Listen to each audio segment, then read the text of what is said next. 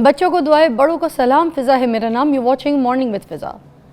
सबसे पहले जितने भी यूट्यूब के यूज़र्स हैं जो कि ख़ास तौर पे अपनी वीडियोस को अपलोड करते हैं, कंटेंट क्रिएटर्स हैं, उनके लिए एक बुरी ख़बर है। यूट्यूब ने अब अपनी पॉलिसीज़ जो है उसमें कुछ चेंजेस की है, जिसमें उन्होंने ये कहा है कि अब जो सिर्फ ओरिजिनल कंटेंट बनाने वाले लोग हैं वही यूट्यूब से पैसा कमा सकेंगे, बाकी कोई भी पैसा नहीं कमा सकेगा। जैसे कि आजकल ये ट्रेंड चल पड़ा था ना कि लोग एआई से वीडियो बना रहे थे और एआई की ही वॉइस ओवर जो थे वो लगा रहे होते थे, कोई इन्फॉर्मेशन किसी के बारे में देते थे, कोई ड्रामाटाइज कर देते थे। अब वो वाले जो लोग हैं they can not earn through this YouTube channel. Why? Because उनको सिर्फ रियल ओरिजिनल कंटेंट चाहिए। तो अब अपना ख़ुद का कंटेंट बनाएं। एआई के मदद से एक्चुअली ये हो रहा था कि बहुत ज़्यादा इजी हो चुका था। आपको कहीं से इन्फॉर्मेशन आपने उठाई, उसको वहाँ पे डाटा जो है ना पेस्ट किया, उनकी सारी जो है ना वो पूरी डाटा चीज़ें पेस्ट करने के बाद आप सारा जो है वो यूट्यूब से जो है ना उनको अपलोड कर देते थे।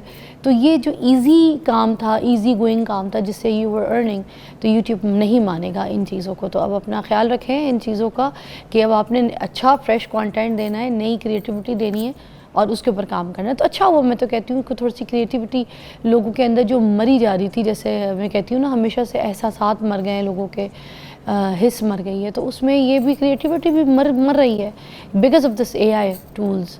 तो अब हमने अपनी क्रिएटिविटी दिखानी है। अगर कुछ कंटेंट करना है, कोई काम करना है तो नई तरीके से करना है, ठीक है। और दूसरे नंबर पे नाज़रीन, आज पाकिस्तान समेत दुनिया भर में आबादी का आलमी दिन मनाया जा रहा है। अब अगर पाकिस्तान ही की हम बात कर लें तो पाकिस्तान की जो आबादी है वो तकरीबन 24 करोड़ के लगभग है, ठीक है। तो अब अगर आबादी के लिहाज से पाकिस्तान जो है वो पूरी दुनिया में 5वां सबसे बड़ा मुल्क है, ओ माय गॉड, जिसमें हमारी आबादी की जो है ना जौन सा 44% आबादी जो है वो गुर्बत की लकीर से नीचे ज़िंदगी गुजार रही है। तो हमको आबादी जो है ना थोड़ी कंट्रोल करने की ख़ास ज़रूरत है। 2050 तक अगर हम देखते हैं तो 35 करोड़ तक भी अगर हम पहुंच जाएं तो देखें ना मुश्किल हो जाएगा, रिसोर्सेज को मैनेज करना बहुत मुश्किल हो जाएगा। तो आबादी जो है उसके ऊपर थोड़ा सा कंट्रोल करना पड़ेगा। बच्चे दो ही अच्छे, और मैं जब, मुझे लगता है मैं पैदा नहीं हुई थी उससे पहले शायद ये लोग बोलते होंगे, मैं जब पैदा हो गई थी उस वक्त भी ये बातें सुनने को मिलती थी। अच्छा, और अब भी यही दौर है। तो बच्चे दो ही अच्छे, ये मैं कह रही हूँ आपको, मगर मेरी अम्मी के 8 बच्चे थे। बच्चा मैं आपको बताती हूँ, बहुत से लोग जो अफोर्ड कर सकते हैं वो तो 10 बच्चे भी पाल लेते हैं और क्वालिटी लाइफ दे देते हैं, मगर जिनके ज़राए इतने अच्छे नहीं हैं, आपको पता है माशी हमारे हालात क्या है, हमारा किस तरह का, हमारी करेंसी का क्या सिचुएशन चल रहा है, तो उसके हिसाब से फिर अगर बच्चे हम पालें और इस तरीके से ना पालें कि वो माशरे में आगे अच्छी तालीम हासिल कर सकें, अच्छी परवरिश, अच्छी ग़िज़ा खा सकें, फिर क्या फ़ायदा। इसलिए बच्चे दो ही अच्छे, ठीक है। आज अपने टॉपिक की तरफ आते हैं नाज़रीन। आज का जो हमारा टॉपिक है वो है कज़न मैरिजेस के ऊपर। कज़न मैरिजेस के कुछ फ़ायदे हैं तो साथ साथ कुछ नुकसानात भी हैं। हम आज इनको डिस्कस करेंगे कि जिसमें जो फ़ायदे हैं उनको भी हम निगलेक्ट ना करें और जो नुकसान है उनको भी, क्योंकि ये जो बैलेंस्ड डिस्कशन है आज के लिए बहुत ज़रूरी है। क्योंकि कुछ लोगों ने शादी कज़न्स में ही करनी है और ये डिसाइडेड होता है बचपन से, और लड़की को घर से बाहर, किसी ख़ानदान से बाहर नहीं भी आना चाहते। तो जो लोग नहीं चाहते, और हालात भी आपको पता है इतने ख़राब हैं कि डर भी लगता है कि कोई लड़का जो बाहर की फैमिली का है, जिसको जानते वानते नहीं है, या किसी के माँ बाप अगर इतने सोशल नहीं है, तो वो बच्चे अगर अपनी चॉइस से या कहीं बाहर से शादी करना चाहते हैं, कोई रिश्ता अगर कोई घर में ऑप्शन नहीं है, तो फिर तो क्या कर सकते हैं कज़न मैरिजेस और उससे आउट ऑफ मैरिजेस, ठीक है। Will talk. आज हमारे साथ जो मौजूद हैं guest, professor doctor Rashid Zia साहब हैं, किसी तारुफ के मोहताज नहीं है, इनसे हम आज ये सारी चीज़ों के बारे में पूछेंगे। अस्सलाम वालेकुम। वालेकुम सलाम। कैसे हैं सर आप? बिल्कुल ठीक। सर, कज़न मैरिजेस के बारे में जो अमूमन है, क्योंकि अभी जो नया एक दौर आया उसमें बिल्कुल ख़िलाफ़ है, कहते हैं जी ये कज़न मैरिजेस नहीं होना चाहिए। थैलेसीमिया पेशेंट्स जो हैं मोस्टली वो कज़न मैरिजेस की वजह से उसमें बच्चे पैदा होते हैं इस तरीके से। तो आप प्लीज़ इसको हमें एलैबोरेट करें खुल के कि क्या ये सही है या गलत है। Thank you very much. एक तो ये कि अवेयरनेस है, जो आप कर रही हैं ये एक बड़ा काम है आपके इंस्टीट्यूशन का कि हम कॉमन मैन तक ये बता रहे हैं कि मरूसी बीमारियों से बचा जा सकता है।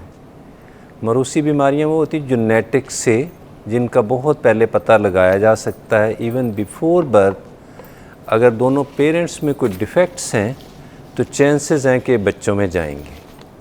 कज़न मैरिजेस सर्टनली, जो आपने अच्छी बातें उसकी एलेबोरेट की हूँ, बिल्कुल सब एग्रीड हैं कि हर बंदा अपने नज़दीक तरीन बंदे को near one dear one, cousins हमेशा नंबर 1 प्रायोरिटी होती है। जिन्होंने किया है उन्होंने बड़ा नेक काम किया है एंड कीप इट अप।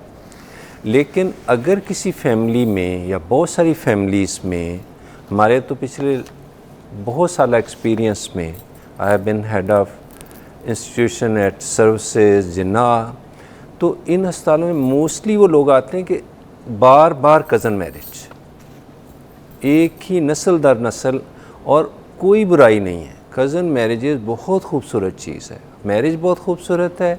नज़दीक तरीन बंदा जिसको आप जानते हैं उससे मैरिज करना बहुत ही अच्छी बात, जिसको आप जानते हैं उसके स्वभाव का, उसकी आदत का, उसकी हर चीज़ को।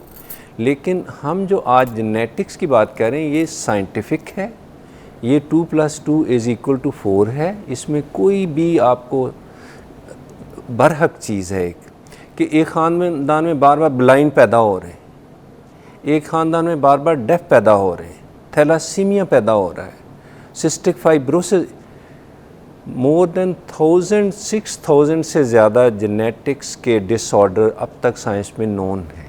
500 से बीमारियां ज़्यादा का पता है, और इनमें से मेजॉरिटी मिस फ़िज़ा उनको होती है दर नस्ल उन्होंने स्क्रीनिंग भी नहीं कराई और वैसे ही शादी करते गए। ये लेमैनशिप, ये ब्लाइंडनेस, ये अंधा सौदा तो बिल्कुल नहीं करना चाहिए। मतलब आप कहने को ये कहना चाह रहे हैं कि अगर कज़न मैरिजेस में शादी करनी है तो वो जो टेस्ट वगैरह हैं जिससे पता चल जाता है कि इनके अंदर कोई मसला है या फिर लड़की में लड़के में, तो वो पहले एड्रेस हो जाए। टेस्ट इज़ इम्पॉर्टेंट अगर आप कज़न मैरिजेस करना चाहते हैं। बिल्कुल आप ठीक कह रही हैं। अगर ऑलरेडी फैमिलीज़ में पिछले काफ़ी नस्लों तक कोई प्रॉब्लम नहीं है तो परहैप्स आपको कोई ख़ास चीज़ की ज़रूरत नहीं है। बहुत अच्छा है कि अगर आप ब्लड का एक छोटा सा टेस्ट करवा रहे हैं, इसमें थैलासीमिया है। अब थैलासीमिया मेजर वाला पेशेंट आम तौर पे चंद साल में दुनिया में से चला जाता है, सिस्टिक फाइब्रोसिस वाला चला जाता है, लेकिन वो जाता ही नहीं है। पूरे घर की जितनी इकोनॉमी है वो भी साथ वाश कर जाता है। अस्पतालों में इतनी महंगी दवाइयाँ, इतने महंगा ब्लड बार बार लगना, और पेरेंट्स कोई और नहीं कर पाते। ज़ाहिर अपनी औलाद, अपना हार्ट और सोल होती है, उसके साथ आप ज़िंदा होते हैं, उसकी हर फीलिंग के साथ आप ज़िंदा हैं, तो उसको आप ओवरलुक नहीं कर सकते। अब ये वो चीज़ें हैं जिसके लिए बहुत सारे टेस्ट मेडिकल में अवेलेबल हैं। प्लीज़ इसको साइंटिफिकली लें। अब बीमारियां देखें कि मैं चंद एक जो बहुत कॉमन आपको नोन है, ब्लड डिसऑर्डर्स हैं, क्लेफ्ट पैलेट है, क्लेफ्ट लिप है। हमारे पास तकरीबन 2 पेशेंट डेली आते हैं जो कज़न दर कज़न शादी हुई, ऑलरेडी 2-3 बंदों में डेफनेस थी, अब वो सुन भी नहीं रहा, बोल भी नहीं रहा। जो सुनेगा नहीं वो बोलेगा नहीं। Same is true for many disease of eye. अब जो बच्चा देख नहीं सकता वो माशरे के लिए तो कबूल नहीं है, वो फैमिली के लिए तो है वो, लेकिन वो फैमिली के लिए अब एक पूरा का पूरा एक बंदोबस्त है उसकी इकॉनमी के लिए। ये वो चीज़ें थी जो टोटली अवॉइडेबल थी। ये आज की साइंस में बिफ़ोर मैरिज ब्लड के टेस्ट मदर के फादर के करवा लिए जाएं।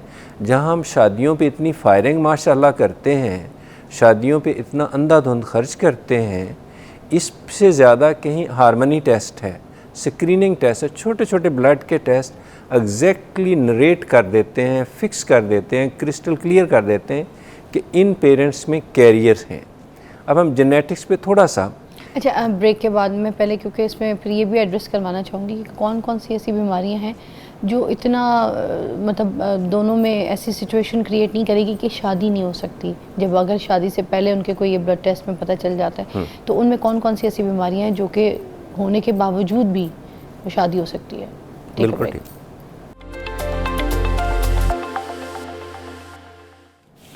Welcome back. डॉक्टर राशिद हमारे साथ मौजूद है। हम लोग कज़न मैरिजेस के ऊपर बात कर रहे हैं। जहाँ हम फ़ायदे बात कर रहे हैं वहाँ नुकसानात को भी छेड़ रहे हैं, जिक्र कर रहे हैं, क्योंकि हमें पता होना चाहिए। अच्छा, कुछ ऐसे भी टेस्ट में अगर रिज़ल्ट आ जाएँ, क्योंकि आपने कुछ हमें ऑप्शंस बता दिए कि ये बीमारियाँ हो सकती हैं कज़न मैरिजेस से, तो अगर कोई ऐसी बीमारी जो कि आपको लगता है कि इससे नुकसानदेह नहीं हो सकता, दोनों जो है शादी कर सकते हैं अगर इनके बीच में, वो कौन कौन सी है? जो ज़्यादा सीरियस बीमारियाँ उस पर हमें ज़्यादा फोकस करना है। हाँ, जैसे ब्लड के डिसऑर्डर्स हैं, जिसमें सबसे ज़्यादा थैलासीमिया पाकिस्तान में बहुत आम है, उसके बाद सिकल सेल है। इन दोनों में आपको बहुत सारे प्रॉब्लम आगे जाके होंगे। और ये ऑटोसोमल रिसेसिव डिजीज़ हैं, जो मेडिकल का वर्ड है। इसका मतलब ये कि अगर कैरियर हैं पेरेंट्स, एक कैरियर है तो चांसेस कम है दूसरे में। अगर दोनों कैरियर हैं तो आगे बच्चों में होने का चांस बहुत ज़्यादा हो जाएगा। इसलिए उस सूरत में तो 100% अवॉइड ही करना चाहिए, क्योंकि बाद में आपके लिए बहुत सारे मसाइल इंतज़ार कर रहे होंगे। अच्छा, ये मस्ट है कि ये जो है ट्रैवल करेगा इस तरह से, इनहेरिटेड आगे जाएगा? या ऑटोसोमल रिसेसिव का मतलब है कि अगर दोनों पेरेंट्स में है तो आगे औलाद में होने का चांस मैक्सिमम हो जाएगा। अच्छा, एटलीस्ट 50% तक भी हो सकता है। 1/4 to 50% हो सकता है, 25 to 50%। अब ये बहुत ज़्यादा है। और अनलकीली पहला ही बच्चा आए और इसमें ये प्रॉब्लम पाया गया तो पेरेंट्स की तो सारा हनीमून बाद में डिस्टॉर्ट हो गया एयर में। तो इसलिए पहले nip the evil in the bud, पहले एक छोटा सा टेस्ट, एक single penny, prevention is the mother of cure. पहले ये कोशिश करें कि ये छोटे छोटे टेस्ट करवा लें, क्योंकि बहुत सारी बीमारियां, हीमोफीलिया है, सिकल सेल एनीमिया है, आपने अक्सर क्लेफ्ट लिप, क्लेफ्ट पैलेट देखे हैं, और सबसे सीरियस है आई की और हीयरिंग की। अगर हीयरिंग एबनॉर्मल होगी तो आजकल जो मसला का हल तो हो जाता है, कोक्लियर इम्प्लांट आप सुनेंगे कि टोटल डेफ है, ईयर बन ही नहीं सका अंदर से, इम्प्लांट तो लग जाएगा, but that's a millions and millions will be required. वो कोई भी गवर्नमेंट दुनिया में इतना स्पॉन्सर नहीं कर सकती कि हर बच्चे को इम्प्लांट भी लग जाए। इलाज तो है, लेकिन एक इम्प्लांट अब 30-35 लाख का लगेगा, जिसका कभी भी इंसानी नॉर्मल कान का निमल बदल नहीं हो सकता। इसलिए सर्टनली आज के दिन हमें अपनी नॉर्मल चीज़ों को अप्रिशिएट भी करना है। कैसे हम अवॉइड कर सकते हैं, उसका बहुत इजी चांस है कि छोटे छोटे टेस्ट जो मेडिकल के हैं, वो ब्लड के हैं, इलेक्ट्रोफोरेसिस है, हार्मनी टेस्ट है, मदर का अल्ट्रासाउंड है। अब देखें कि मदरहुड में पहले वीक से लेके 6 वीक्स तक आजकल बहुत सारी बीमारियों का पता लगाया जा सकता है। अच्छा, मगर क्या ये जो हम इस्लामी इजाज़त की बात करते हैं, क्योंकि हम इस्लाम तो आपको पता है इस चीज़ की इजाज़त भी देता है, तो कि कज़न मैरिजेस जो हैं कि ये फ़ायदेमंद और महफूज हैं? कज़न मैरिजेस 100% महबूब है, बेहतरीन है, और इसमें कोई भी, लेकिन उन फैमिलीज़ में जहाँ पे सीरियस इश्यूज़ आएंगे, जैसे स्ट्रक्चरल एबनॉर्मेलिटीज़ हैं, लो बर्थ वेट पैदा हो रहे हैं, ब्लाइंड पैदा हो रहे हैं, बार बार हीयरिंग का, वहाँ पे ऑलमोस्ट अवॉइड करना चाहिए। वो तो एक जानते बूझते भी आप 440 वोल्ट को हाथ लगाएंगे तो उसका रिज़ल्ट को अच्छा नहीं होगा। नॉर्मल जहाँ पे बिल्कुल हेल्दी है, वेल्दी है, हर चीज़, कोई डिज़ीज़ ऑलरेडी फैमिलीज़ में 1-2 जनरेशन में नहीं है, वहाँ तक तो ठीक है। लेकिन क्लस्टरिंग ऑफ जीन, वर्ड है क्लस्टरिंग, एक ही जगह शादी करने से चांसेस हैं कि बीमारियों का गढ़ बन जाएगा। इसलिए बार बार नस्ल दर नस्ल कज़न मैरिजेस करने के नुकसानात हज़ारों हैं, ये तो स्टडीज़ ने प्रूव किया है।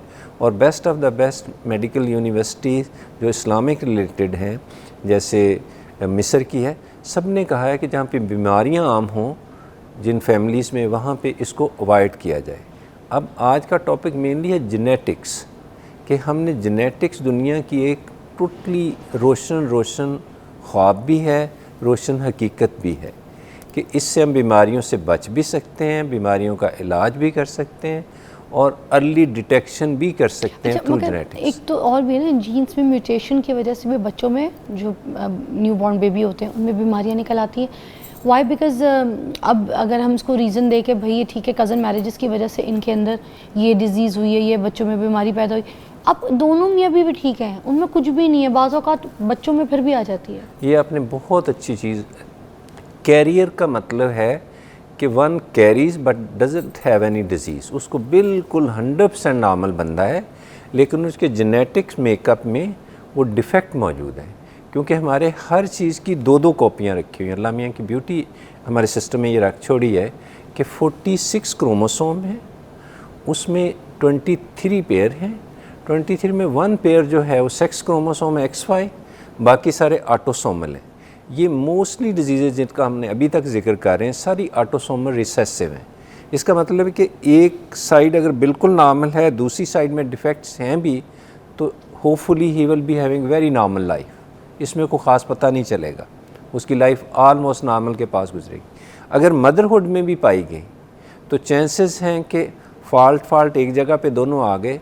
एक न्यू बॉर्न जो बेबी है is a product of half cell from mother, half cell from father.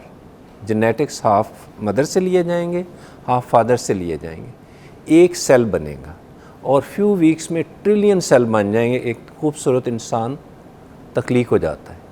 अब वो जो हाफ पेयर में दोनों में अगर डिफेक्ट्स हैं तो चांसेस हैं वो डिपिक्ट हो जाएंगे, पोर्ट्रे हो जाएंगे, डिस्प्ले हो जाएंगे। आप समझें कि जैसे वो आप मिसाल थोड़ी डिफरेंट सी है कि पेरेंट्स होते हैं ना जब तक ज़िंदा, तो बच्चे की छोटी छोटी गलतियों को दबाए रखते हैं। जब पेरेंट्स नहीं होते तो वो सरफेस पे आ जाती हैं। ये बात समझें। एक क्रोमोसोम ऑटोसोमल में भी डिफेक्ट है, मदर साइड पे भी है, जैसे फॉर एग्जांपल हमारे थैलासीमिया है, ब्लाइंडनेस का है, तो चांसेस हैं अब तो बहुत ज़्यादा चांस हो जाएगा।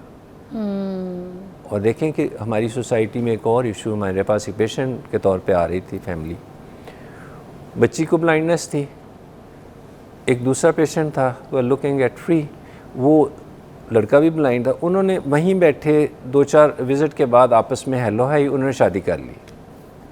अब अगर दोनों ही ब्लाइंड हैं और दोनों ये आपने बताया था आपके क्लिनिक के बाहर, जी जेनेटिक डिसऑर्डर है, they are living very happily, chances हैं दे विल सर्टनली रिप्रोड्यूस। नहीं तो आप इस ऐसी शादी को प्रेफर करते हैं, मतलब इनको ओके कहते हैं कि देखिए अब तो वो कर चुके हैं, हैप्पीली रह रहे हैं, तो we can appreciate, we can upload, we can be the best support of the system.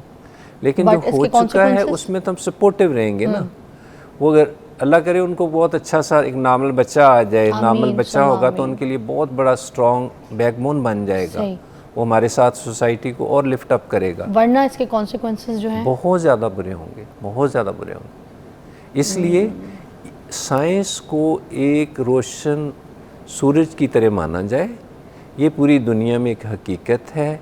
Scientific knowledge जो है इसकी अवेयरनेस से हम बहुत सारी बीमारियों से बच सकते हैं, ख़ास तौर पे ब्लाइंडनेस, ख़ास तौर पे हीयरिंग लॉस, ख़ास तौर पे ये जो आप लो IQ के बच्चे सुनेंगे, एक बहुत सीरियस बीमारी आजकल autism spectrum disorder, hyper reactivity disorder, ये इतनी सीरियस है कि एक बच्चे को नॉर्मल करना पेरेंट्स की अज़मत ही कर सकती है, मदरहुड ही कर सकती है कि वो मदर और नहीं कुछ करेगी, एक बच्चे को नॉर्मल कर ले तो बड़ी बात है। सर एक ब्रेक के बाद मिलते हैं। वाकई बात बिल्कुल सही है, कुछ हमने ऐसे शोज़ किए हैं ऑटिज़म पेशेंट्स जो बच्चे हैं उनके ऊपर, और वो जो बच्चे जिस तरह से पेरेंट्स संभाल रहे हैं उनको वाकई सच की बात सेकंड करूँगी, सलूट करना चाहिए, सलूट करना चाहिए। ब्रेक के बाद आपको ज्वाइन करते हैं।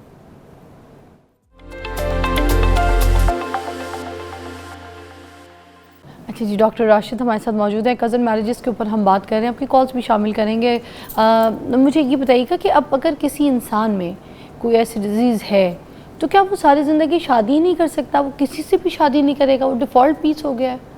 अब जैसे अगर टेस्ट कराया, ठीक है। आज का प्रोग्राम अवेयरनेस है और इसमें जो खूबसूरत बात है कि शादी करनी चाहिए, टाइम पे करनी चाहिए और अपने गार्डियन पेरेंट्स के साथ लेके करें तो इसमें स्वाब भी होगा और ख़ूबसूरती भी आएगी। और दो कहते हैं ना, 2 ब्रेन्स आर 2 ब्रेन्स, जब घर के वाले सारे मिलके करते हैं तो गलत डिसीजन नहीं होता। वरना यूँ ही आप यंग होते हैं, once you achieve your youth puberty, तो लड़का और लड़की, लड़का ख़ास तौर पे उसके बारे में मैं श्योरली कह सकता हूँ कि वो तो 24 घंटे तैयार रहता है शादी के लिए, और वो तो इतनी जल्दी में होता है कि वो उसके तो कोई ब्रेकें भी नहीं होती उस बेचारे की, उसको हर लड़की जन्नत की हूर नज़र आ रही होती है। और 2 मिनट बाद वही लड़का वो मतलब फिंगर पॉइंट कर रहा होता कि मेरे से गलती लग गई है, क्योंकि उसको हर 5 मिनट बाद गलती लग रही है। तो इस तरह का काम प्लीज़ शादी ज़रूर करें, सबसे खूबसूरत अमल है, बहुत मजहबी तौर पे अप्रिशिएटेड है, अपने अवेयरनेस में करें। हम जिन्होंने शादी कज़न में की है हम उनको बहुत दुआगो हैं, उनको मुबारकबाद देते हैं। कज़न से मैरिज करना बहुत अच्छी बात है। मसला सिर्फ वहाँ पे है जहाँ पे अगर बार बार बीमारियाँ हो रही हैं, वहाँ कज़न दर कज़न में शादी करना बीमारियों को और ज़्यादा जंबल तो सर करना। पहले भी तो टेस्ट वगैरह नहीं होते थे, कज़न मैरिजेस होती थी, इनको तरजीह दी जाती थी, पहले भी तो टेस्ट नहीं होते थे। ये बहुत अच्छी बात आप कह रही। ऐसी मिस फिज़ा ऐसे ही है। आज से 50 साल पहले 50% बीमारियों का पता ही नहीं था, कुछ का अब पता चल रहा है। अगले साल एक तो बीमारी और ऐड होगी। जेनेटिक्स एंड जेनेटिक्स की स्टडी एक नया ख्वाब भी है, नई हकीकत भी है, एक रियलिटी भी है। हमें देखें कंप्यूटर, डिजिटल साइंस, आज से पहले हम फ़ोन करने किसी के घर जाते थे, आज छोटे छोटे बच्चे के पास भी है, वो ब्लैंकेट के अंदर बैठा अपनी मामा को साथ वाले कमरे में बात कर रहा है। It is so beauty. Genetics को इतनी ज़्यादा एबिलिटी है कि आलमोस्ट शादी से पहले श्योर है कि इस फैमिली में चांस है कुछ होने का, और 50% 24% तक ऑलरेडी प्रिडिक्शन फोरकास्टिंग की जा सकती। ये वो चांद सितारों की बातें नहीं हैं, ये बिल्कुल बरहक हकीकत है। इससे बचा जा सकता है। मुझे ये बताएं, अब एक इंसान को ये पता चल गया है कि उसके अंदर कोई मसला है, ठीक है, अगर कोई किसी ऐसे इंसान से शादी करे जिसको कुछ भी नहीं है, ठीक है, कोई बीमारी नहीं है, उसका टेस्ट सब कुछ क्लियर है, मगर बाद में उसको भी तो हो सकती है, अभी नहीं है, बाद में तो हो सकती है, there is a chance. No then no no no, genetic makeup आपका द वे आप अभी दुनिया में नहीं आए थे उससे 9 मंथ्स पहले डिसाइड हो गया था। वंस 2 पेरेंट्स मिलते हैं, हाफ सेल मदर से हाफ सेल उधर से, एक ओवा एक स्पर्म, उसका जेनेटिक मेकअप मिलता है। 23 एक से लिए जाएंगे, 23 एक से लिए जाएंगे, 46 का एक सेल बनाया जाएगा। हाफ सेल से एक पूरा सेल जेनेटिक मेकअप बनाया जाएगा। अब उस वक्त डिसाइड हो गया है कि जेनेटिक्स की डिसऑर्डर 99.9% उस वक्त डिसाइडेड थी जब अभी छोटा सा एक सेल था। उसके बाद चंद हफ्तों में 75 ट्रिलियन सेल बने, एक ह्यूमन छोटा सा वजूद में आया। ये 10th वीक तक इंट्रायूट्राइन लाइफ में मदर के पास बेबी था अमानत पे। उस वक्त ये डिसाइड था। पहले 8-10 माह में बेबी फॉर्मेशन हो चुकी होती है, उसका आई कलर क्या होगा, नोज़ की शेप क्या होगी, लिप्स क्या होंगे, क्लेफ्ट पैलेट है नहीं है, ये 10th वीक पे हो चुका हुआ, पहले बन चुका हुआ। अब उसमें तब्दीली नहीं हो सकती। उस वक्त अगर हम चाहें, जैसे very serious disease cystic fibrosis, ये 6 से 8 साल तक आम तौर पे इतनी बीमारियों का शिकार हो जाते हैं और कई दफ़ा एक डेकेड से 10-12 साल में दुनिया से वापस भी चले जाते हैं, और जाते जाते पेरेंट्स के 8-10 साल भी ज़ाया कर जाते हैं। अब उसको ज़ाया समझें, वो अल्लाह मियां की तरफ से इम्तहान समझें, उसमें अच्छी खासी इकोनॉमी भी। एक डिज़ीज़ का मतलब है कि एक बच्चे को छोटी सी पेन भी होती है तो पूरा घर इन्वॉल्व होता है। एक घर का एक फैमिली मेम्बर बैडली डिस्टर्ब है तो everybody is disturbed. So please ये टोटली अवॉइडेबल है। सर आप मेरे साथ ही हैं, थोड़ा सा और एलैबोरेट करेंगे, आपका टाइम थोड़ा सा ज़्यादा मधु कर रहे हैं हम लोग जी प्लीज़, मगर टॉपिक ऐसा है जो कि ज़रूरी है अवेयरनेस के लिए। आप हमारे साथ ही रहिएगा, ब्रेक के बाद मिलते हैं।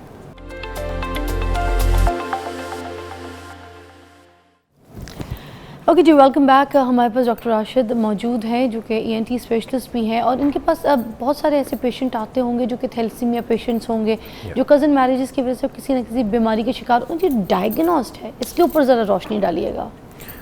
इसकी तहकीक आलमोस्ट 100% हो जाती है, कैरियर की हो जाती है सिंपल से ब्लड टेस्ट के साथ। और ये बच्चे जो आपने कहा कि थैलेसीमिया वाले, इनको बार बार ब्लड लगवाना पड़ता है, इनकी रिंगत काफ़ी काली हो जाती है, फिर इनमें अगर कोई सर्जरी की ज़रूरत पड़ जाए वो काफ़ी मुश्किल होती है। इसलिए जो माइनर है उसमें इतने मसाइल हैं, और माइनर में कई दफ़ा HB काफ़ी लो रहती है, और मेजर में तो ह्यूज बिग मसले हैं जिसमें तिली बढ़ जाती है, स्प्लीन लिवर एनलार्जमेंट हो जाती है, बच्चे की ओवर कैपेबिलिटीज़ काफ़ी कम होती हैं। तो ये टोटली अवॉइडेबल है। हम कज़न मैरिजेस को सर्टनली अप्रिशिएट करते हैं जहाँ पे सब फैमिली मेम्बर हेल्दी हैं, लेकिन जहाँ पे डिजीज़ ज़्यादा हैं वहाँ प्लीज़ जेनेटिक मेकअप को, जेनेटिक्स की स्टडी को आम किया जाए। जो टेस्ट आपने कहा ये ब्लड टेस्ट हैं, इसमें अल्ट्रासोनोग्राफी में अर्ली इंट्रायूट्राइन लाइफ में जब बेबी मदर के पास होता है अच्छे तरीके से पता लग जाता है कि इसको सिस्टिक फाइब्रोसिस है या इसको कोई down syndrome, autosomal recessive disease हैं। अब पेरेंट्स के लिए वक्त से पहले एक अलार्म है कि इनकी ट्रीटमेंट पॉसिबल है। फॉर एग्ज़ाम्पल मैं आपको हार्ड ऑफ हीयरिंग का बता दूं। टोटल हार्ड ऑफ हीयरिंग उन बच्चों में जिनमें बिल्कुल नहीं सुनते, वो बोलेंगे नहीं। अगर इनकी डिटेक्शन 6 मंथ से पहले हो जाए, इमीडिएट आफ्टर बर्थ पर, तो ये ऑलमोस्ट नॉर्मल के पास लाइफ गुजारेंगे with cochlear implants, with medical help. No doubt it's very costly but it is practically possible. So diagnosis भी पॉसिबल है। Early timely diagnosis, proper time पे डायग्नोसिस हो जाने का बहुत बड़ा फ़ायदा है। लेकिन इट डज़न्ट मीन कि डायग्नोसिस हो जाती है तो जेनेटिक्स की स्टडी अब हमारे लाहौर में अवेलेबल है, इस्लामाबाद में अवेलेबल है, हर बड़े शहर में अवेलेबल है। ये ज़रूर की जाए। मदरहुड में जब प्रेगनेंसी से पहले या प्रेगनेंसी के दौरान हार्मोनी टेस्ट हैं, बहुत सारे जेनेटिक टेस्ट हैं। आप एक IVF सुनेंगे। IVF में छोटे सेल पे लेवल पे पता लग जाता है कि इसमें प्रॉब्लम है, उनको आगे मदर और फादर के सेल को नहीं मिलाया जाता। अब उसमें 100% आप बच सकते हैं।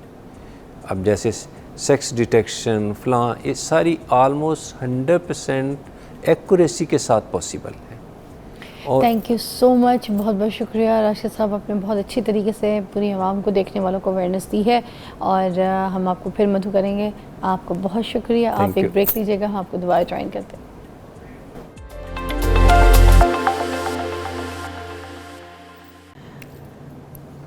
नाज़रीन, एक रीसेंट जो अभी एक इशू चल रहा है, जो हुमैरा असगर का इशू चल रहा है, उनका जो फ़ोन था उसका फोरेंसिक जो है वो मुकम्मल कर लिया गया है। सारी डिटेल्स भी आपके सामने आ गई हैं कि आखिरी राब्ता कब, किस वक्त और किससे हुआ है। इसमें जो डिटेल्स आई हैं ना, उसमें ये था कि हुमैरा असगर की जो आखिरी फ़ेसबुक पर जो पोस्ट थी, ठीक है, वो 11 सितंबर 2024 को हुई है। और इंस्टाग्राम पे जो आखिरी पोस्ट थी ना उनकी, वो 30 सितंबर 2024 ही। अफसोस देखें। और इनका जो फ़ोन है वो लास्ट टाइम जो एक एक्टिव था, जो मैसेजेस थे वो अक्टूबर में किए गए थे 2024 में। आखिरी बार जो उनका रब्ता हुआ था वो एक ऑनलाइन टैक्सी ड्राइवर था जिसके साथ उनका रब्ता हुआ था। और 2024 में उनका फ़ोन, इसका मतलब है कि एक्टिवेट हुआ, उसके बाद नहीं हुआ। अब कल उनके जो भाई हैं उन्होंने प्रेस मीडिया वगैरह से बात की है। उन्होंने कहा कि अफवाहें फैलाई हैं कि वालिदैन ने जो है ना मैयत लेने से इनकार कर दिया था। वो कह रहे हैं कि ये झूठी खबर है। चलो, इनके कहने के मुताबिक अगर ये झूठी खबरें है भी तो 5-10 माह से एक फैमिली का, एक बेटी के साथ रब्ता नहीं हुआ, एक भाई का, एक बहन के साथ रब्ता नहीं हुआ। बहन किधर है? एक भाई को उस वक्त ख़बर नहीं थी, उसको उस वक्त उसको कोई ध्यान नहीं था अपनी बहन का। एक माँ जो कि जिसके साथ वो हर वक्त इंटरव्यू में भी अपने माँ का जिक्र करती रहती थी, अपने बाप का जिक्र करती रहती थी, अपने ख़ानदान वालों के बारे में बात करती रहती थी। भले जो भी है वो पर्दा रखती थी, ठीक है। और कहते हैं ना, आप किसी का पर्दा रखो तो लोग आपका भी पर्दा रखेंगे। यहाँ अगर उसने अपने माँ बाप का, घर वालों का, एक उनकी इज़्ज़त का पर्दा रखा, आगे से उसका पर्दा कोई नहीं रखा गया। उसको तो मरने के बाद ज़लीलो ख्वार कर दिया पूरे माशरे में। अगर यही फैमिली उसको ओन कर लेती, डिसोन करने के बजाय, तो उसको इतनी अजियत नहीं होती। मरने के बाद किसी को कौन इतनी अजियत देता है? कोई तकलीफ़ देता है किसी को मरने के बाद? अगर आपकी बहन से आपका राब्ता मुंतका बिल्कुल कनेक्शन ख़त्म हो गया है, तो इतने महीने से आपकी बहन आपके कोई कांटेक्ट में नहीं है, ठीक है, किस किस्म के भाई हैं आप? अब आके आप प्रेस कॉन्फ्रेंस में तुम चुप हो जाओ, हम ऐसे कर रहे थे, हम यूं कह रहे थे, आपको क्या पता हमारे घर के हालात क्या थे? हालात आप अपने दुनिया में अपनी बहन के मरने के बाद लेकर आए लोगों के सामने। 2-2 टके के थंबनेल वाले जाके उसके फ्लैट के नीचे, उसके फ्लैट में रहने वाले लोगों से पूछ रहे हैं, उनसे सवाल कर रहे हैं, यहाँ पे कैसी महफिलें चलती थी, कौन कौन लोग आता था, कोई मर्द आता था फ्लैट के अंदर? ओए होए, ये मौका किसने दिया है? ये आप लोगों ने मौका दिया है। मेरी एक बात सुनिएगा बड़े गौर से, वीडियोस तो मैं देख रही थी सोशल मीडिया की, और मुझे नहीं लगता हम में से किसी ने भी इस वाक्य को जो अपनी नज़र से जो है ऐसे जाने दिया होगा। जब आपके घर में आप कोई जानवर भी पालतू लेकर आते हैं ना, और वो अगर इधर उधर हो जाता है तो आपकी जान निकल जाती है, आप ढूंढना शुरू कर देते हैं उसको, 1 सेकंड आपकी निगाह से गायब हो जाए। और ये आपकी सगी बहन थी यार। मेरी बात सुने, जितना मर्जी आपका इख्तलाफ है, आपकी कोई झगड़े हैं, ठीक है, मगर आप इस तरह से आप अपनी बहन को बेसरो सामान छोड़ नहीं देते रोड पे। और सबसे बड़ी बात, ये आपकी आखोर है, अच्छी है बुरी है। मैंने पहले भी बोला कि भाई आसमान से ज़मीन तक उसने गुनाह किए हों, उसने गलतियां की हों, उसने बदतमीजियां की हों, ये आपकी आखोर है, आपकी फैमिली की। आप रिस्पॉन्सिबल हैं अपनी औलाद के, अपनी बहन के, अपने घर वालों के, आप रिस्पॉन्सिबल हैं। आपने उठा के उसको माशरे के ऊपर दे दिया कि माशरा रिस्पॉन्सिबल हो जाए। जिनके माँ बाप सर पे जिंदा हो ना, जिनके भाई जवान ऐसे जिंदा हो ना, उन भाई की रिस्पॉन्सिबिलिटी होती है ये बहनें। खून सफेद हो गया था आप लोगों का, अच्छा लगे बुरा लगे, इतनी अजियत मुसलमान कहते हैं हम अपने आप को, हम कहते हैं भाई कि रिश्तेदारों का हुकूक पूरा करो, ठीक है, इनका हक दो, इनका हक दो। ये बहन, वो बहनें अच्छी होती हैं जो पैसा कमा के दे रही होती हैं, जब तक घर चला रही होती हैं, अफोर्ड कर रही होती हैं। मैंने देखा है बड़े बड़े कमाने वाले फैमिलियों में भी जब तक ये बेटियां कमा रही हैं तो उनके झंडे बुलंद रखे जाते हैं। जहां वो थोड़ा सा चैं चूं या अपनी कोई बात करें, अपनी मर्जी से शादी करने की कोशिश करें, कोई लड़का पसंद आ जाए तो इनकी गैरत झाग जाती है। शोबिज़ में काम कर लें या किसी कोई ऐसी जॉब कर लें तो इनकी गैरत जाग जाती है। ये भाई गैरत के नाम पे अपनी बहनों का कत्ल कर देते हैं। माशरे में कितने केसेस देखे आपने? ये खून सफेद क्यों हो जाता है? इसी पे बात करेंगे। काशिफ फराज साहब मेरे साथ मौजूद हैं। काशिफ साहब, क्यों खून सफेद होता है ये लोगों का? लोग कैसे बेसरो सामान अपनी औलादों को, अपनी बेटियों को, अपने बच्चों को, अपने प्यारों को, अपने रिश्तेदारों को छोड़ देते हैं ऐसे? कोई कुत्ता पाला हुआ, कोई बिल्ली पाली भी खिसक जाए ना आपके कमरे से, आपके ऐसे सामने से, तो आप उसको यूं ढूंढते किधर गया, मानो मानो, तो अपनी औलाद छोड़ दी। इतने टाइम किसी ने पूछा नहीं, देखा नहीं, कौन लोग हैं? कैसे सफेद होता है खून? सही कह रही हैं आप। यूरोप में जब कोई सानहा हो जाए तो वहाँ 30 सेकंड की खामोशी इख्तियार करते हैं। मेरा जी चाहता है कि मैं अब इस मुल्क को, कौम को कहूँ कि आप लोगों को तो 30 साल की खामोशी इख्तियार करनी चाहिए। साहर लुधियानवी की एक नज़्म पढ़ रहा था सुबह सुबह, उसके अंदर वो तमाम दुख, वो तमाम कर्ब, वो तमाम परेशानी, वो तमाम इज़्म हलाल, वो तमाम डिप्रेशन और सोसाइटी के वो टूटते रिश्ते, बिखरते रिश्ते वो नज़र आए तो सोचा आज आपकी नज़र करूं। शायद आपको यहाँ कहीं कोई रोती हुई हुमैरा या कोई दम तोड़ती हुई आयशा नज़र आ जाए। साहर लुधियानवी कहते हैं, ये किसका लहू है, कौन मरा? ये किसका लहू है, कौन मरा? धरती की सुलगती छाती के बेचैन शरारे पूछते हैं। तुम लोग जिन्हें अपना न सके वो खून के धारे पूछते हैं। सड़कों की ज़ुबान चिल्लाती है, सागर के किनारे पूछते हैं, ये किसका लहू है, कौन मरा? ए रहबरे मुल्क को कौम बता, ये किसका लहू है, कौन मरा? ये जलते हुए घर किसके हैं, ये कटते हुए तन किसके हैं? तकसीम के अंधे तूफ़ान में लुटते हुए गुलशन किसके हैं? बदबख्त फ़ज़ाएँ किसकी हैं, बर्बाद निशेमन किसके हैं? कुछ हम भी सुने, हमको भी सुना, ए रहबरे मुल्क को कौम बता, ये किसका लहू है, कौन मरा। ये रूहें कैसी रूहें हैं, ये हमारा और आयशा की बात हो रही है। ये रूहें कैसी रूहें हैं जो धरती को नापाक करें। आंखें तो उठा, नज़रें तो मिला, ए रहबरे मुल्क को कौम बता, ये किसका लहू है, कौन मरा। किस काम के हैं ये दीन धर्म, किस काम के हैं ये दीन धर्म जो शर्म के दामन चाक करें। किस तरह के हैं ये देश भगत जो हंसते घरों को खाक करें। ये रूहें कैसी रूहें हैं जो धरती को नापाक करें। आंखें तो उठा, नज़रें तो मिला, ए रहबरे मुल्क को कौम बता, ये किसका लहू है, ये कौन मरा। जिस राम के नाम पे खून बहे, उस राम की इज्जत क्या होगी। जिस दीन के हाथों लाज लुटे, उस दीन की कीमत क्या होगी। इंसान की इस जिल्लत से परे शैतान की जिल्लत क्या होगी। वेद हटा, कुरान उठा, ए रहबरे मुल्क को कौम बता, ये किसका लहू है, ये कौन मरा। ये मेरा लहू है, ये मैं मरा। ये लाश हमारा की लाश नहीं थी, ये लाश आयशा खान की लाश नहीं थी, ये पाकिस्तानी मुआशरे की लाश थी।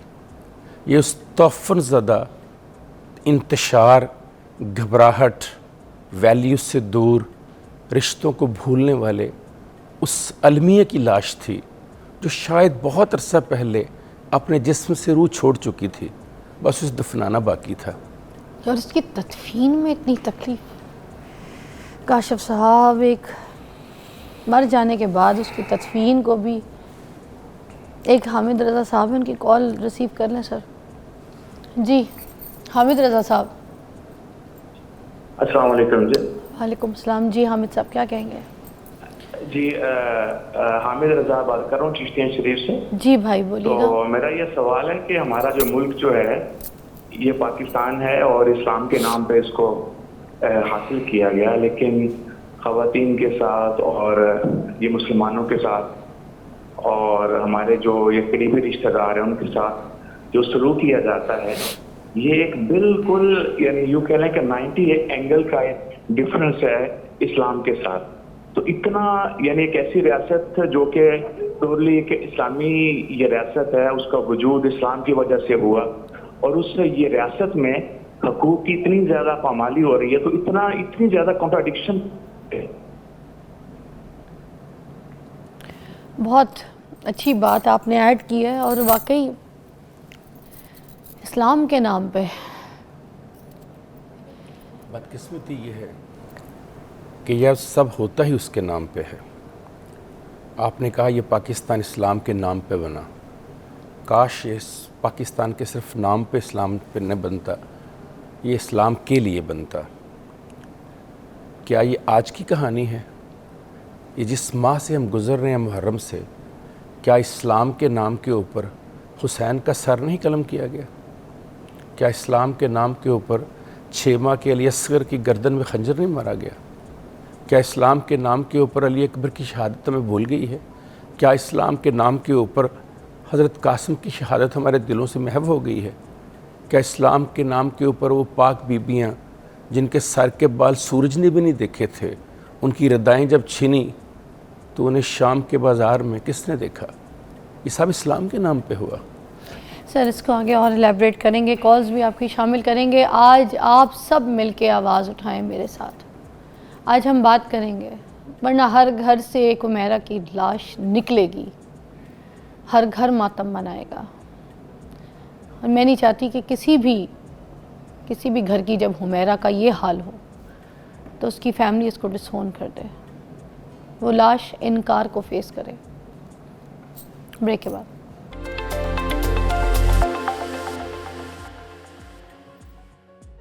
अब हम यही बात जो है ना इसको ज़रा परसू करेंगे कि जो खून सफ़ेद हो जाते हैं फैमिलीज़ के, क्योंकि बहुत सारे केसेस, ये सिर्फ एक नहीं बहुत से केसेस हमारी आंखों से गुजरते हैं।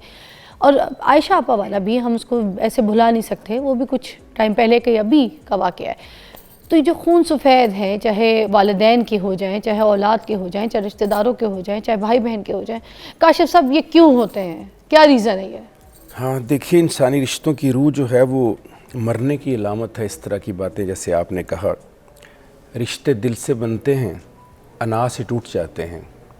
छोटी छोटी बातों के ऊपर अपनी अना को लेके आ जाना और ये सोचना कि जैसा हम चाहते हैं दूसरा उस तरह ज़िंदगी क्यों नहीं गुजार रहा। इस केस में वाहद वजह ये है कि एक बच्ची जो है वो अपनी ज़िंदगी अपनी मर्ज़ी से गुजारना चाहती है, उसकी एक चॉइस है और उसने उस चॉइस को सोच समझकर अडॉप्ट किया है। और सिर्फ़ इस वजह से कि आपको उसका लिविंग स्टाइल, उसका अंदाज़, उसका काम करना पसंद नहीं है, तो आपने अपनी अना की भींट चढ़ा दिया। ऐन मुमकिन है अगर आप उससे रब्ता रखते, मोहब्बत का रिश्ता रहता, आपकी उसके कनेक्टेडनेस रहती, तो ऐन मुमकिन था कि वो आपसे इतना करीब हो जाती कि जो आपकी ख्वाहिशात हैं कि वो हमारी मर्ज़ी के मुताबिक काम करती और मीडिया में ना जाती, तो हो सकता है वो छोड़कर वापस भी आ जाती। आपने उसका रिश्ता ही तोड़ के रख दिया, आपने उसको अपनाने की कोशिश ही नहीं की।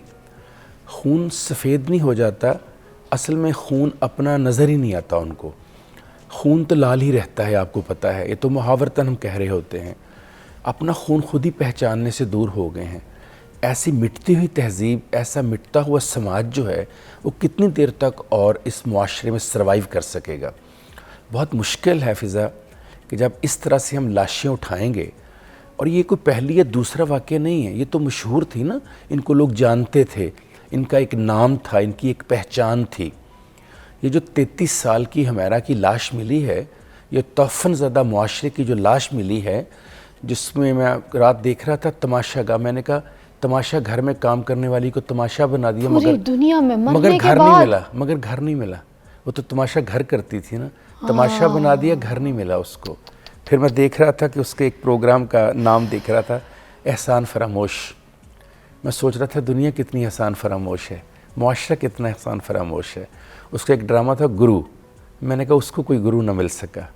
एक फ़िल्म थी उसकी जलेबी, ये मुआशरा जलेबी की तरह सीधा है कि उसने उस तरह की एक लड़की के साथ जो हशर कर दिया और जो उसका नुकसान कर दिया कि एक ज़िंदगी छीन के और उसको बेयारो कफन 6 महीने के लिए उस कमरे में बंद कर दिया। 6 नहीं ज़्यादा, और मतलब सितंबर पता नहीं, मैं तो अक्टूबर में कहती हूँ, मुझे लगता है कि इस तरीके की जो बेचारी लड़कियां हैं या जो लोग हैं, उनका इंतकाल बहुत पहले हो चुका होता है। रहती ज़िंदगी में हमारे सामने बैठे हुए होते हैं, मगर वो मर चुके होते हैं। दफनाते हम लेट हैं, दफनाते हम लेट हैं।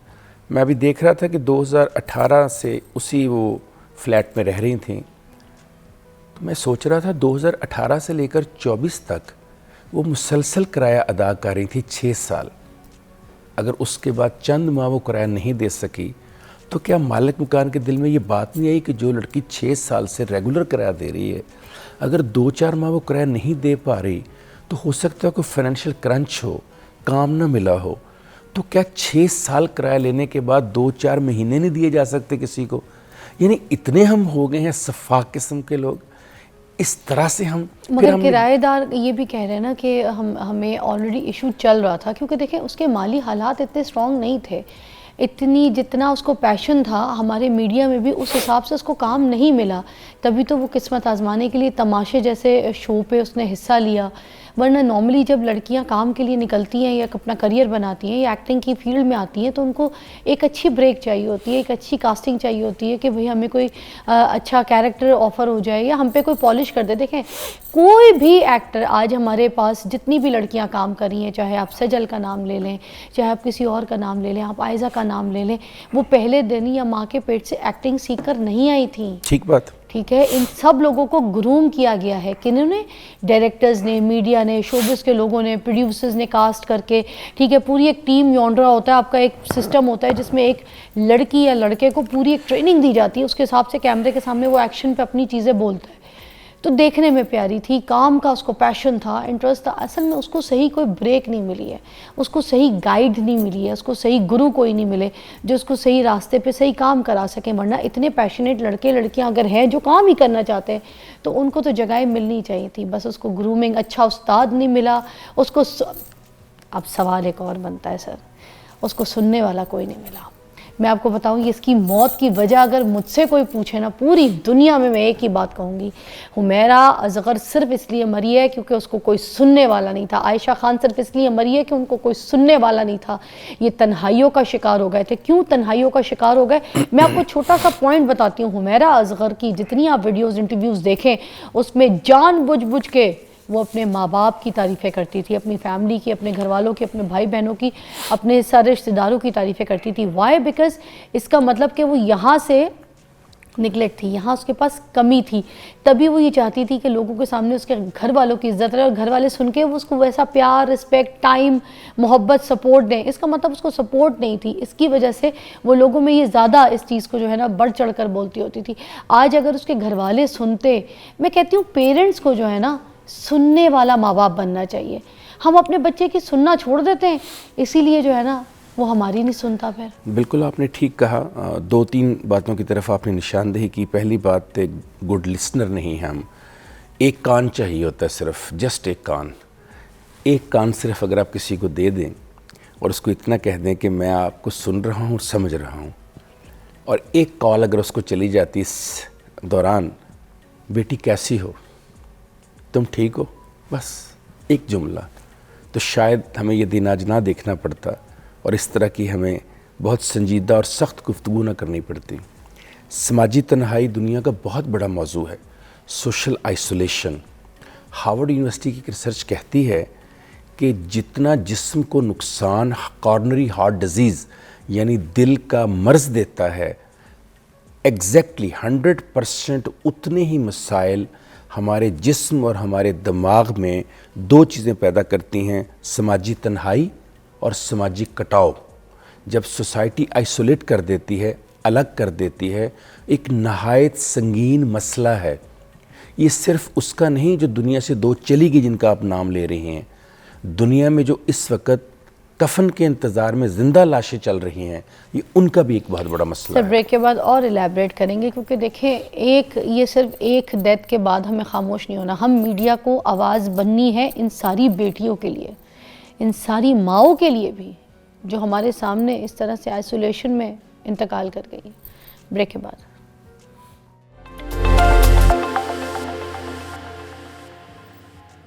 अच्छा, एक दुआ जहरा वाला वाक़या मैं आपको ज़रा सा रिमाइंड करवाती हूँ। एक वो केस भी तो था जहाँ पर लड़की की शादी के बाद जो है वीडियोस भी आ गई थी, जिसमें लड़की कही थी कि मैं खुश हूँ, मैंने खुद अपनी पसंद से शादी की है, सब कुछ है। मगर माँ बाप देख रहे हैं आप, ये वो माँ बाप थे कि उनको यकीन नहीं आया, क्योंकि उन्होंने पाला है, तरबियत दी है, उनको अपने बच्चे की वो सांस से जो वो लेती है उसको वो गिन सकते हैं। इतनी क्लोजनेस होती है माँ बाप की कि बच्चे जहाँ जितनी सांसें लेंगे बाप को पता चल जाएगा, माँ को पता चल जाएगा कि कितनी सांसें हैं, क्या तकलीफ़ है, क्या दर्द है, क्या खुशी है। तो इसी तरह किस तरह से जाके बाप ने अपनी बेटी को वापस लेकर आया। पता चला कि ज़बरदस्ती उसका निकाह करवाया गया था, उसको शादी करवाई गई, और ये सब कुछ सिचुएशन है।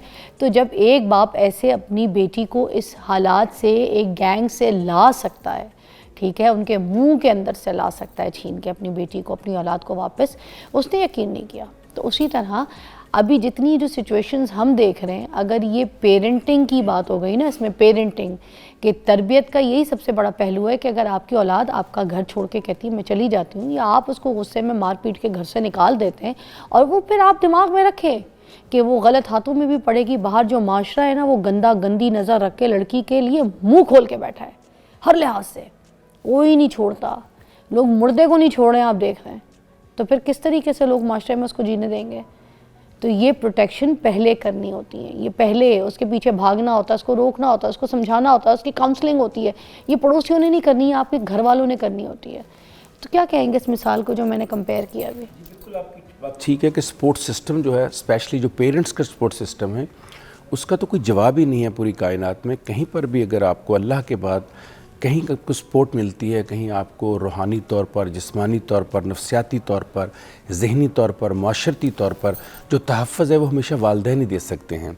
वालिद और वालदा का एक जुमला जो है, सर के ऊपर एक हाथ रखना जो है, कंधे को हाथ रख के कहना कि बेटी मैं हूँ ना, ये एक जुमला ही उसके लिए बहुत होता है। बेटी मैं बैठा हूँ ना, बेटे माँ कहती है ना या बाप कहता है बेटी मेरे होते हुए तुम क्यों परेशान होती हो, जब तक तुम्हारा बाप जिंदा है, जब तक हमारी तुम्हें कोई परेशानी की जरूरत नहीं है। माँ बाप तो सारे दुख, सारे दर्द, सारी तकलीफ, सारी बीमारियाँ बच्चों की ले लेते हैं। तो ये कनेक्टेड सिस्टम की कमी है।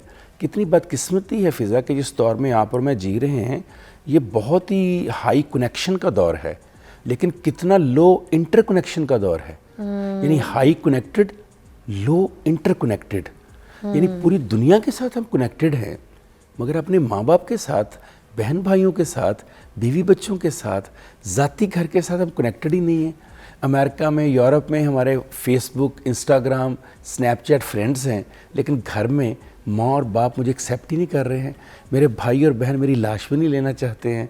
ज़रा उसके फॉलोअर्स देखिए आप, उनके लाखों की तादाद देखिए आपने, इसी हमारा के इंस्टाग्राम के फॉलोअर्स। अभी मैं कल उसकी एक वीडियो देख रहा था जिसमें वो औरतों के, ख़वातीन के हकूक़ की बात कर रही है। उसको ये पता था मेरे अपने हकूक़ इसी माशरे में सल्ब होकर रह जाएंगे।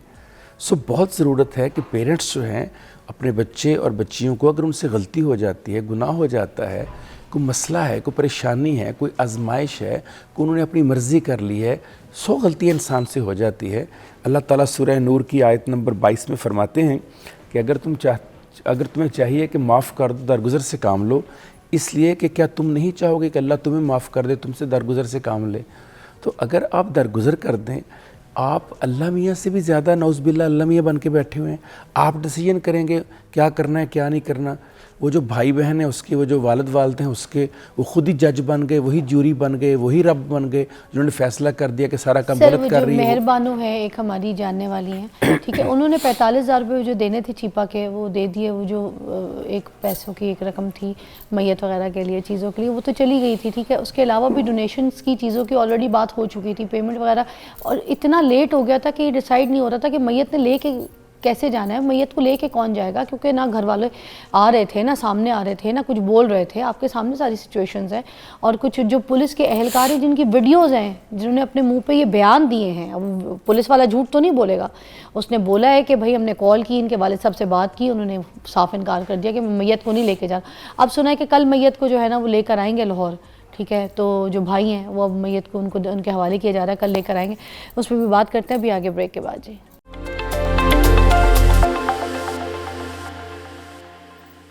काशिफ साहब, मुझे बताइएगा कि किस तरीके से पता चलेगा कि इंसान मौत की तरफ जा रहा है, मौत की तरफ अपने कदम बढ़ा रहा है। हम साइकोलॉजी में कहते हैं कि ज़बान नहीं खामोशी बोलती है। जब कोई आम नॉर्मल रूटीन से हट के खामोश हो जाए, अलग थलग रहना शुरू कर दे, हंसी मजाक ख़त्म कर दे, उसको आप देखें उसकी आंखों में नींद बिल्कुल उड़ चुकी हो, खाना बहुत कम हो जाए, खुराक कम हो जाए, मायूसी की बातें शुरू कर दें। ख़ास तौर पर 2 जुमले बहुत अहम हैं। एक ये अहम है कि ज़िंदगी का क्या पता, और दूसरा उनके जुमले पे नज़र रखें जब वो कहें मुझे इसकी परवाह नहीं, मुझे इसकी परवाह नहीं। वो बार बार ये कहेंगे क्योंकि वो आइसोलेट हो चुके होंगे मेंटली। उसके बाद वो मेल जोल और सोशल जो गैदरिंग होती है उससे इज्तनाब करना शुरू कर देंगे। कहीं लोगों में बैठेंगे नहीं, कनेक्ट नहीं होंगे, फ़ोन का जवाब नहीं देंगे, मैसेज का जवाब नहीं देंगे, और मीडिया से दूर हो जाएंगे। एक ख़ास निशानी, अगर आप उनकी आंखों में देखें तो आपको खालीपन नज़र आएगा। उनको मुस्तकबिल की कोई उम्मीद नहीं होगी, कोई प्लानिंग नहीं करेंगे वो आपके साथ। वो कल की बात करना पसंद नहीं करेंगे, वो माजी में रहना शुरू कर देंगे या वो हाल में रहना शुरू कर देंगे। ऐसे लोग जो इन तमाम अलामतों में से गुज़र रहे हों, चाहे वो नॉर्मल भी आपको थोड़ा बहुत लग रहा हो, उन पे नज़र रखें, उनको वक्त देना शुरू कर दें, कनेक्ट हो जाए उनके साथ।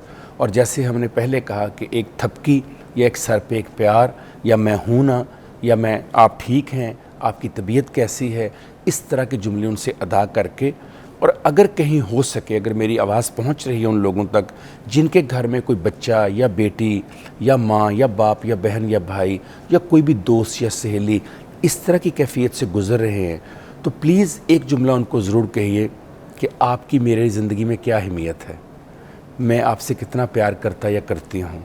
उनको अहमियत का एहसास दिलाइए, क्योंकि दुनिया से जाता है उसके जहन में ये आता है कि शायद मैं दुनिया पर बोझ बन गया हूँ, शायद दुनिया को अब मेरी ज़रूरत नहीं रह गई। तो प्लीज़ अब उनको बताइए कि आप उनकी नहीं, इस मुआशरे की, इस दुनिया की बहुत अहम ज़रूरत है। अपने हाथों से अपनी जान का नुकसान मत कीजिए, ये बहुत कीमती चीज़ है। मेरे वालिद साहब एक अक्सर शेर पढ़ा करते हैं, वो कहते हैं कि तकदीर किसी वक्त बदल सकती है। तो तकदीर किसी वक्त भी चेंज हो सकती है। अगर आज मुश्किल वक्त है, आजमाइश का वक्त है, तो गम नहीं करना चाहिए। हालात किसी वक्त भी आपके हक़ में हो सकते हैं, वक्त लेना चाहिए। बाज़ वक़्त अल्लाह ताला आपको उस वक्त में से गुजार रहा होता है, वो कुंदन बना रहा होता है, मजबूत कर रहा होता है आपको। फिर ख़ास तौर पे मैं सोशल मीडिया के लवर्स को कहना चाहता हूँ कि ये जो आपने डिजिटल शोर के अंदर और डिजिटल जो जिसको हम कहते हैं ना कि ज़िंदगी और डिजिटल दिखावा, इसको अपनी लाइफ बना लिया है। तो एक दिन मैंने तारक अज़ीज़ साहब, जो बड़े सबसे मशहूर और पहले आपको पता है पाकिस्तान टीवी के पहले अनाउंसर थे, बहुत बड़ा नाम था, तो एक दिन उनके घर बैठ के मैंने उनसे कहा कि तारक साहब आप तो बहुत लकी हैं कि लोग तो आपसे बहुत प्यार करते हैं, बहुत आपको सराहते हैं, तो आपको तो बहुत अच्छा लगता होगा। तो फ़िज़ा वो एकदम संजीदा हो गए और उनकी आंखें भीग गईं। उन्होंने एक जुमला बोला, ये जुमला उन लोगों के लिए जो कहते हैं मेरे लाखों फॉलोअर्स हैं, मेरे लाखों चाहने वाले हैं।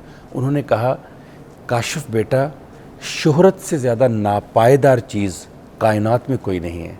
जब तक आपका प्रोग्राम चल रहा है, जब तक आप इंस्टाग्राम पे पोस्ट कर रहे हैं, जब तक आप सोशल मीडिया पे हैं, सारे आपसे लव कर रहे हैं, कल नहीं होंगे।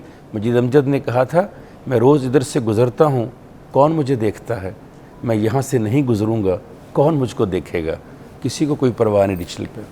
बहुत बहुत शुक्रिया। इसी बात पे अख्तिताम करूँगी कि कहते हैं कि लोग उसे आँख भर के देखते हैं और अब उसे कोई नहीं देखता।